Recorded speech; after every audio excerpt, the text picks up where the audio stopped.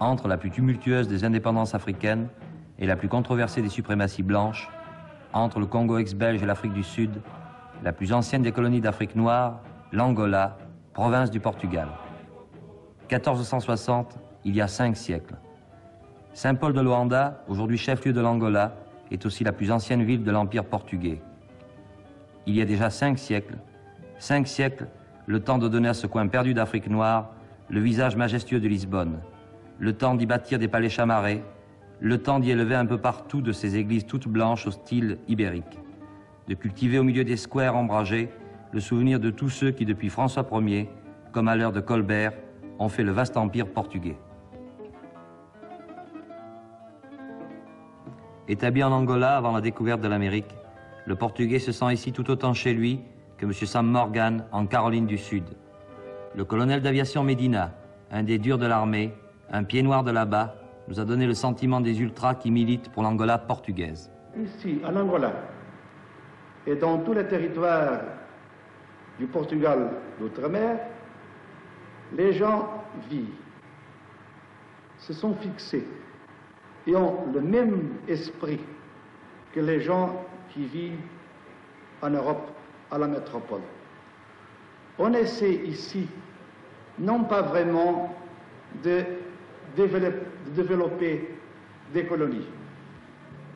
On essaie ici de développer une partie du territoire de la nation, de leur donner les mêmes caractéristiques, les mêmes faciès que le Portugal de l'Europe. Oui, un Portugal de l'Europe, mais avec des visages plus foncés, où noirs, métis et blancs basanés se confondent facilement. Ici comme au Brésil, le vieux proverbe s'est confirmé, Dieu créa le blanc et le noir, le portugais créa le mulâtre. Il ne semble pas y avoir ici de barrière de couleur, mais plutôt une barrière de classe. On y a vu des gouverneurs noirs, on y voit des mendiants blancs. Est-ce qu'il existe une barrière de couleur entre blanc et noir en Angola? Non, il n'existe pas, monsieur. Il n'y a aucune différence entre le noir et le blanc. Moi-même, je suis un citoyen portugais, 100%. Vous êtes un citoyen portugais 100%. Oui, monsieur. Et est-ce que tous les noirs ici ont le sentiment d'être des citoyens portugais? Oui, monsieur. Nous sommes déjà citoyens portugais, nous tous, femmes et hommes. Je dois rester toujours avec les Portugais parce que depuis 5 ans, nous vivons toujours avec nos blancs. Et nous vivrons jusqu'au fin. Depuis 5 siècles? Depuis 5 siècles, oui. Citoyens portugais, voilà ce que tous nous ont répondu. Peut-être moins par conviction que pour avoir rabâché sur le banc de l'école depuis des générations nos ancêtres les Portugais.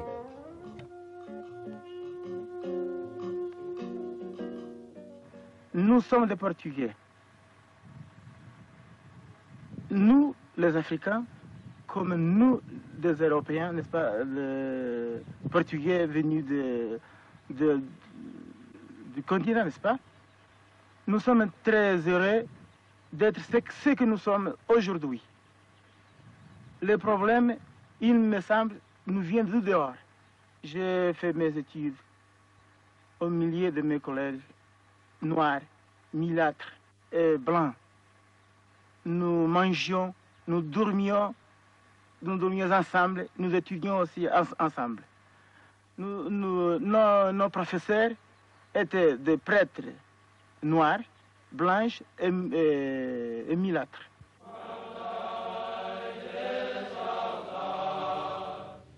Ces images de paix, où blanc et noir se retrouvent à chaque moment de la vie quotidienne, nous les avons prises en cette fin du mois de mai 63. Ces scènes de vie communes, nous les avons trouvées tout au long de notre reportage, et pourtant, tous ces hommes qui prient se souviennent encore. Ces terribles images ont à peine 2 ans. C'était le 15 mars 1961. Une Saint-Barthélemy horrible, inattendue. Le massacre dans le nord du pays de plus de 2000 blancs et 10 000 noirs, surpris par une brusque flambée de nationalisme, partie des frontières du Congo belge.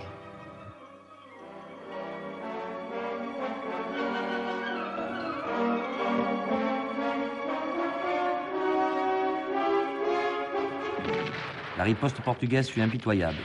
60 000 hommes pourchassèrent dans des conditions très difficiles, en pleine saison des pluies, un ennemi en petit nombre évoluant dans cette forêt qui lui est familière.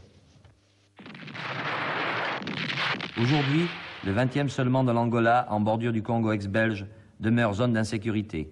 Et les Portugais, encore impressionnés par ce qu'ils considèrent comme une agression extérieure, essaient, fût-ce par des chansons, de réanimer le patriotisme des Blancs et des Noirs.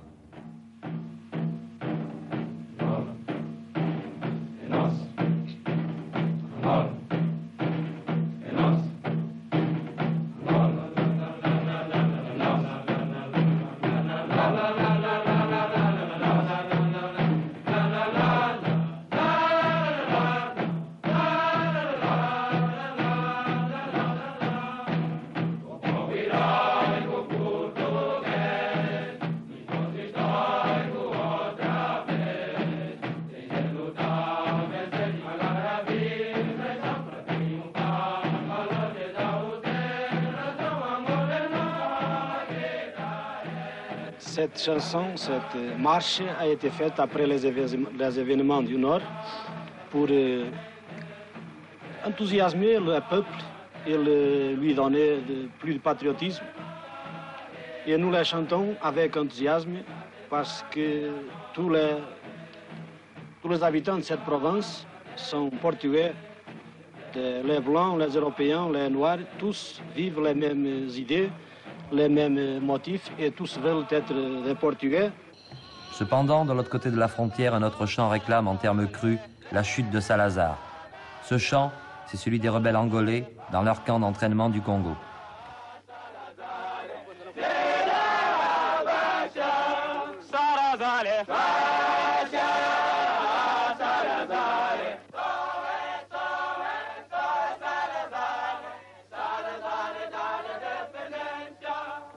Dans votre guerre de guérilla, vous deux, donc vous vous heurtez à l'armée portugaise qui est formidablement armée. Elle est formidablement armée, mais évidemment, nous aussi, nous profitons de leur part. Quand on fait un combat, on récupère toujours des armes avec des munitions.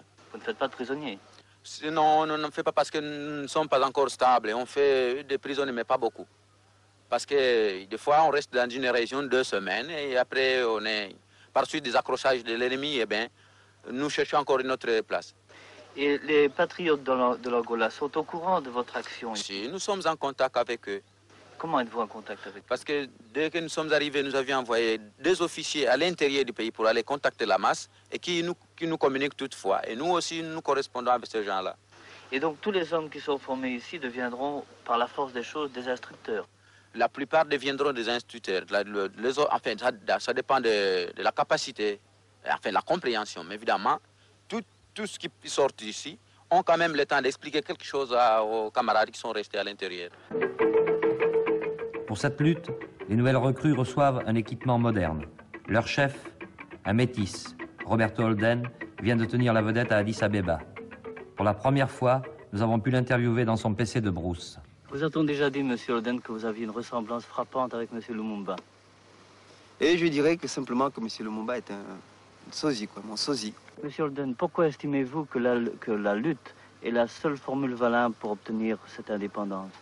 Et comme vous le savez, au début, nous avons fait appel au gouvernement portugais par des adresses, par des tracts, par des conférences, pour demander à ce que le Portugal comprenne que le bon sens exige maintenant que l'oppression soit bannie de l'Angola.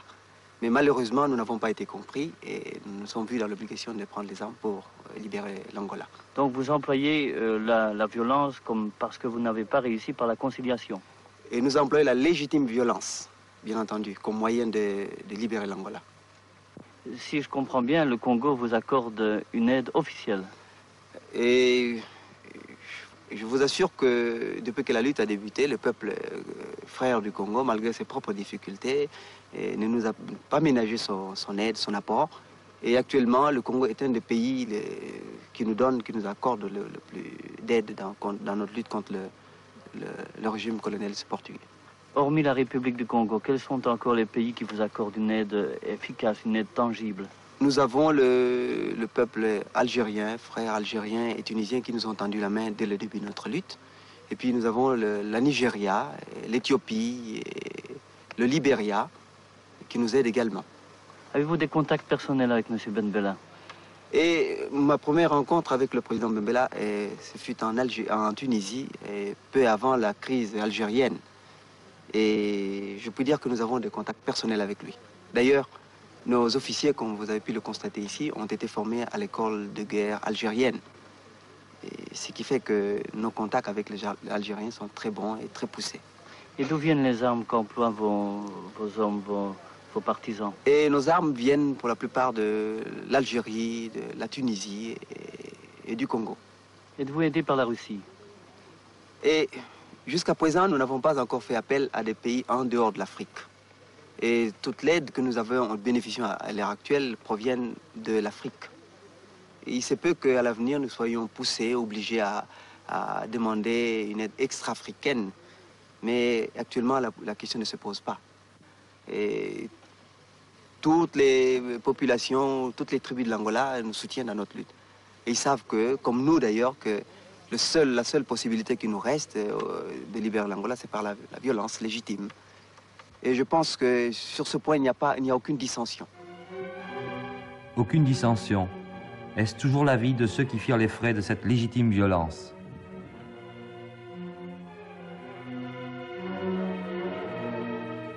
Et qu'est-ce que vous pensez de l'action de Roberto Orden et de Mario d'Andrade? L'élection, c'est une mauvaise action. Parce qu'ils ne sont pas venus pour chercher les indépendants, mais sont venus pour finir tous les gens. Parce que nous voyons qu'ils tuent les blancs, ils tuent les noirs, principalement nos enfants qui n'ont rien fait. On a coupé le morceau, ça c'est gênant. On a coupé un morceau, les enfants? Les enfants et aussi les femmes. Quoique je ne sois pas un apologiste de la guerre, je dois convenir que 40 ans de paix endort un peu les pays. On perd l'esprit de lutte. On perd jusqu'à un certain point la confiance dans la capacité. Cette lutte dans laquelle le Portugal est engagé à ce moment pour la conservation de son intégrité comme nation, la conservation des territoires d'outre-mer qui font partie de la nation, on voit ce côté vraiment positif. On éveillé cette conscience, on donnait au pays cet esprit de lutte qui vraiment va aider à faire un saut en avant dans toutes les activités du pays. Ce saut en avant, l'Angola l'a fait d'une façon spectaculaire. Le pétrole jaillit en quantité considérable depuis un an à peine. Des capitaux actifs, des investissements énormes sont faits dans tous les domaines.